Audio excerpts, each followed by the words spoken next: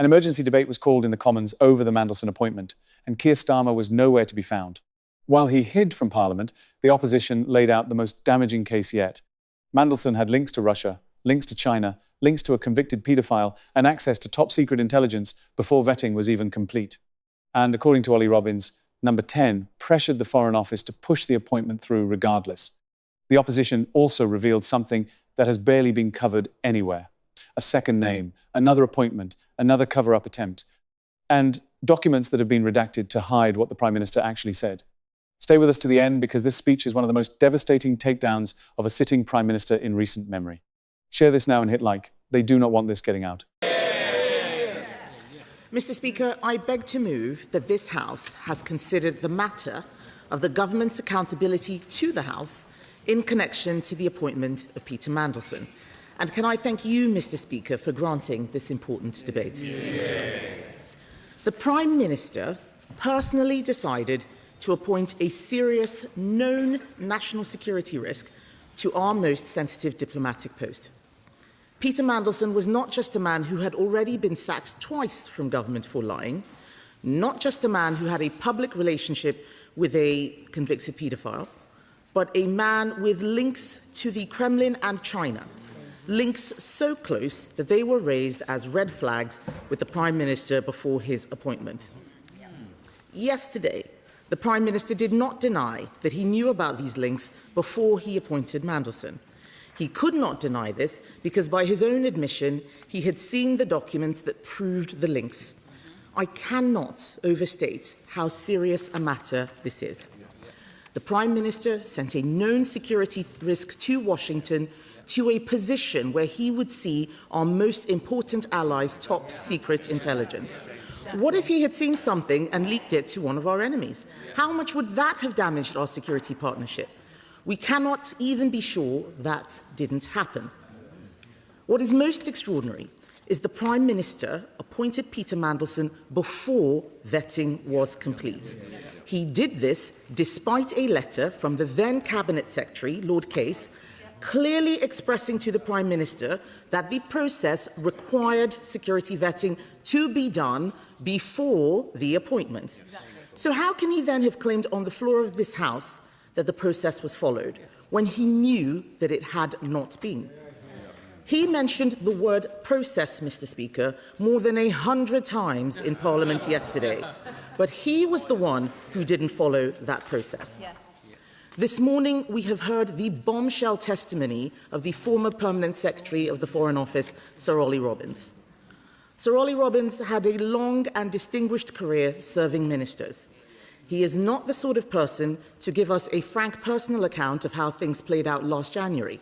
So when he told us today that Downing Street put the Foreign Office under constant pressure to clear Peter Mandelson, that Number 10 showed a dismissive approach to Mandelson's vetting process, when he told us that it would have been very difficult indeed to deny clearance and that doing so would have damaged US-UK relationships, we know he is giving us the slightest indication of how bad things were. That there was actually an overwhelming drive from the Prime Minister's office to ensure Peter Mandelson was installed as ambassador. He has told us that Number 10 showed no interest in the vetting, no desire to wait and ensure due process was followed. In fact, the Cabinet Office even questioned the need for Peter Mandelson to be vetted at all. The same Cabinet Office that had discovered Mandelson's links to Epstein, China and Russia in its due diligence. The Cabinet Office which the Minister is in charge of right now.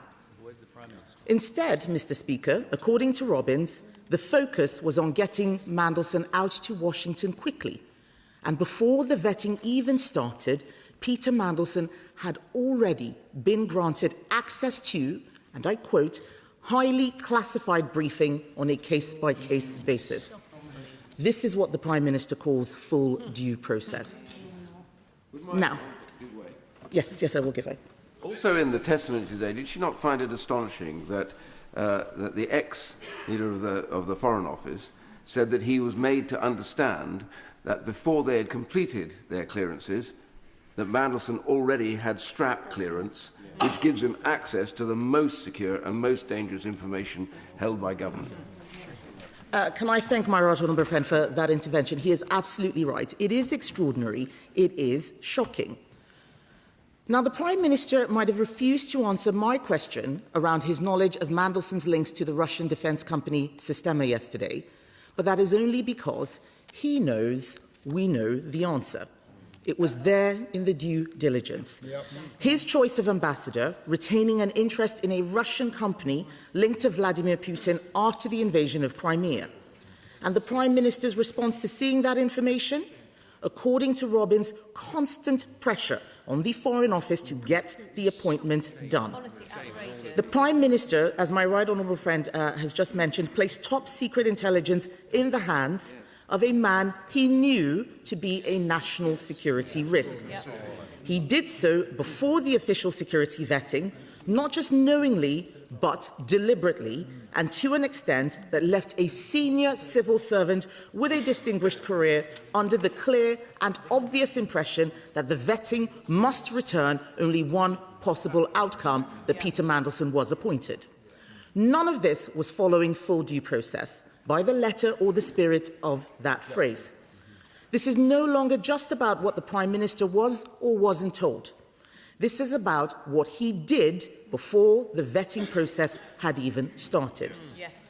And we now know that Mandelson wasn't a one-off. According to Sir Ollie Robbins, number 10 also asked for the disgraced Matthew Doyle, the Prime Minister's then Director of Communications, to be made an ambassador. Astonishingly, the Prime Minister's office even told Robbins to keep this request a secret from the Foreign Secretary. The idea that it is number 10 who are the victims of others not following due process is quite frankly laughable. The Prime Minister told Parliament yesterday that it was staggering that Ollie Robbins had not shared the recommendations of the UK security vetting with the then Cabinet Secretary, Chris Wormold. But today, we learned from Robbins that he had never seen the original vetting file. So if the Prime Minister is furious that Sir Ollie Robbins did not share the vetting details with him or the former Cabinet Secretary, why is he not furious with the Cabinet Office for not sharing it? Put simply, why exactly did he sack Ollie Robbins? It is no surprise the Prime Minister is not here today. These are difficult questions. He cannot claim not to have known about the risk Mandelson posed because he saw the due diligence that disclosed it, as he said yesterday. I still find it inconceivable that despite that failure of vetting being a front-page news story, no one in number 10 was aware of it. He cannot deny that his decision put Britain at risk, and the British public deserve to know how this failure happened, and they deserve to hear it from the Prime Minister himself. Yesterday, he had the chance to set the record straight, but members on all sides, and no doubt the public, were left wholly unsatisfied with the answers he gave. I am sure they will share my deep disappointment that the Prime Minister has chosen not to be here today. There remain serious questions about the decisions he took over the appointment of Peter Mandelson, but the Prime Minister does not want to answer any more questions today, and so in typical fashion, he has thrown someone else under the bus. So I feel for the Minister sent out as a human shield for the Prime Minister. It's not this Minister who made the Mandelson appointment. That was above his pay grade. He cannot tell us what the Prime Minister was thinking when he made those decisions, and he will not be able to provide this House with the answers it deserves to hear. But this is simply what the Prime Minister does. Sue Gray, Matthew Doyle, Morgan McSweeney, Chris Wormold, Ollie Robbins, Peter Mandelson. These appointments were the Prime Minister's decision, people the Prime Minister chose to appoint, and all people he then chose to sack. Are we meant to believe that all these people are the problem rather than the Prime Minister's judgment? As usual, his explanations yesterday left us with even more questions than answers. He says that he was justified in appointing Mandelson before vetting because of advice he received from the then Cabinet Secretary, Chris Wormold. But how can this make sense when that advice only came after the scandal had erupted? Post hoc advice is pointless. Soon after this, he then sacked Chris Wormold. So why is the Prime Minister now relying on the evidence of the very man he told us was doing so badly in the job that he sacked him? But let's move on to the Prime Minister's claim that no one in Number 10 was aware that Mandelson had failed his vetting. Because enough people in Whitehall knew, enough people knew for journalists from The Independent, The Mail and Sky News to find out. Journalists have released texts with the Prime Minister's Director of Communications where they made Number 10 aware of this fact. He did not deny this story was true. Why not? Something simply doesn't add up. Despite this, the Prime Minister went on to assure this House, to assure the public, that Mandelson's appointment was down to a failure of vetting. I cannot fathom how the Prime Minister can still claim not to have misled the House on this point. It is telling that when given the opportunity to apologise for misleading the House, even inadvertently, by my honourable friend for Berwickshire, Roxburgh and Selkirk yesterday, he chose not to. I suspect that he chose not to because he knows that if he did, he would be bound by his own words, bound by the standards to which he held previous Prime Ministers from this very dispatch box. In 2022, he said that if the Prime Minister misleads the House, he must resign. Either he is a man of his word, or he thinks there is one rule for him and another for everyone else. Mr. Speaker, unbelievably, half of the permanent secretaries who were in post when Labour took office less than 2 years ago have gone. The sacking of senior civil servants to carry the can for the Prime Minister's failures has already cost taxpayers more than £1.5 million in payouts. This is before Sir Ollie Robbins. It is quite something for the former Cabinet Secretary, Lord O'Donnell, to warn that the Prime Minister has created one of the worst crises in relations between ministers and mandarins of modern times. He said that the sacking of Sir Ollie Robbins risks having a serious and sustained chilling effect on serving and prospective civil servants. Another former Cabinet Secretary, Lord Butler, has said the Prime Minister put Sir Ollie in an impossible position. Yeah, he did. These are serious people who are calling out the Prime Minister's behaviour. The former head of Propriety and Ethics and deputy to the Cabinet Secretary, Helen McNamara, has called the decision to sack Robbins unacceptable. She said that if they had published the papers that Parliament demanded back in February, that's the government, if they'd published that, this argument would be so much easier for everyone because we would all be operating on the same basis, the same facts. She's right. The delay in publishing the information required by the humble address is shocking. Where are the key annotations? Where are the decisions and meeting records? The box returns, as they are called, in Downing Street. Why are crucial forms left blank? These missing documents add to the mystery.